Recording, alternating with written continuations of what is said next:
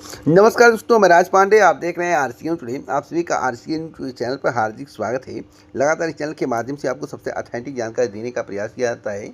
उसी क्रम में कुछ महत्वपूर्ण भर्तियों के संबंध में बात करेंगे। वीडियो को ध्यान से सुनिएगा, क्योंकि ध्यान से सुनेंगे तभी आपको समझ में आएगा। उससे पहले यूपी पीटी परीक्षा की तैयारी करने वाले समस्त प्रतियोगी छात्रों के लिए बहुत ही बेहतरीन बुक, इस बुक के माध्यम से तैयारी करने पर आपके नंबर बढ़ सकते हैं। तो आइए बुक के बारे में जान लेते हैं।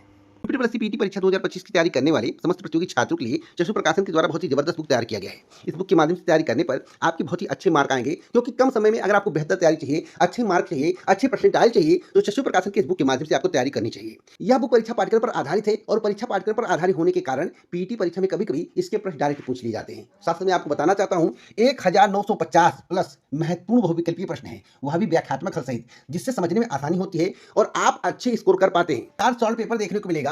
सॉल्व पेपर का मतलब यह है कि अगर आप पहली बार परीक्षा में बैठ रहे हैं और अच्छे मार्क लाना चाहते हैं, तो सबसे पहले आपको यह समझना होगा कि किस प्रकार के प्रश्न परीक्षा में पूछे जाते हैं। प्रैक्टिस सेट पेपर के माध्यम से आप अपनी तैयारी को बहुत ही उनिंदा कर सकते हैं, बहुत ही इंप्रूव कर सकते हैं। मेरा कहने का तात्पर्य है कि आप कितने कम समय में कितना क्वेश्चन हल कर लेते हैं, इसके बारे में आकलन हो जाएगा, तो आपका पेपर में क्वेश्चन नहीं छूटेगा। आप प्रश्नों की क्वालिटी देखेंगे तो बहुत ही ज़बरदस्त है। प्रश्नों की क्वालिटी देखकर आपको समझ जाएंगे कि बहुत ही यूनिक प्रश्न जो है पीटी परीक्षा के लिए तैयार किए गए हैं। तो इस बुक के माध्यम से आपको तैयारी करनी चाहिए, जहाँ तक मुझे लगता है।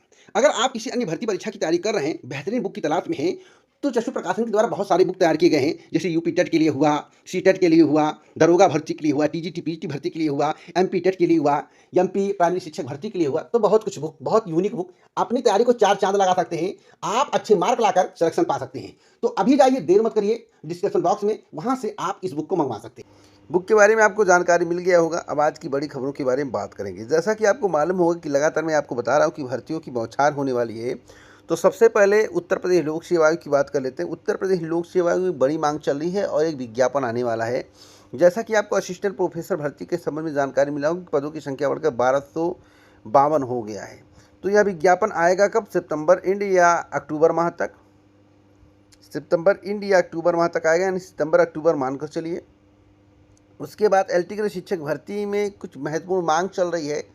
उस मांग को पूरा किया जाएगा या नहीं, या तो शासन के ऊपर निर्भर करता है। वैसे उम्मीद कम है कि उस मांग को ये पूरा करें।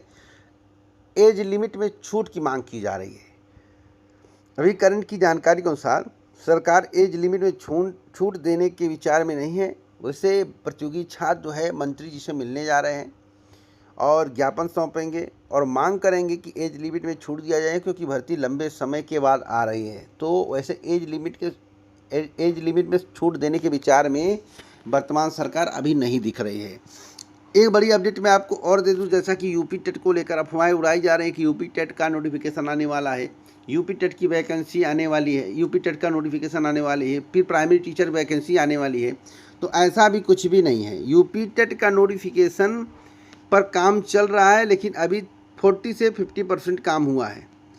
अब अगस्त में उन्होंने बोला था कि नोटिफिकेशन दे देंगे, लेकिन अगस्त सितंबर था, लेकिन मैं मानकर चल रहा हूँ कि अगस्त के एंड या सितंबर माह तक नोटिफिकेशन आ जाए, इसकी उम्मीद हम करते हैं। तो जैसे ही नोटिफिकेशन तैयार होगा, मुझे जानकारी मिली है कि वो नोटिफिकेशन जारी कर देंगे। किसी को घबराने की आवश्यकता नहीं है। तो आप लोग अपनी तैयारी करते रहे यूपी टेट की। उसके बाद 2026 में आपको प्राथमिक शिक्षक भर्ती देखने को मिलेगी, जैसा कि मेरे द्वारा बताया गया है। वह भी अभी नहीं, चुनाव के दौरान। तो आप समझ जाइए कि कितना लेट होने वाला है। एक बड़ी अपडेट मैं आपको और दे दूं, जेई की भर्ती को लेकर। जूनियर इंजीनियर की भर्ती उत्तर प्रदेश सेवा चयन आयोग के माध्यम से अप्रैल टू जून 2026 के मध्य जारी होने की संभावना, उसका नोटिफिकेशन आने की संभावना है। बीडीओ की भर्ती भी उसी के आसपास आएगी और पहली भर्ती जो है अप्रैल के पहले, यानी कि मार्च महीने में देखने को मिल जाएगा। उत्तर प्रदेश सेवा चयन आयोग पहली भर्ती का विज्ञापन मार्च महीने तक जारी करेगा। बीडीओ की भर्ती, लेखपाल की भर्ती, जूनियर असिस्टेंट की भर्ती, जूनियर असिस्टेंट की भर्ती इत्यादि भर्तियां देखने को मिलेंगी। आपको एक बात की जानकारी और होनी चाहिए, जैसा कि आपको मालूम होगा कि बीईओ की पदों पर भी भर्ती होगी।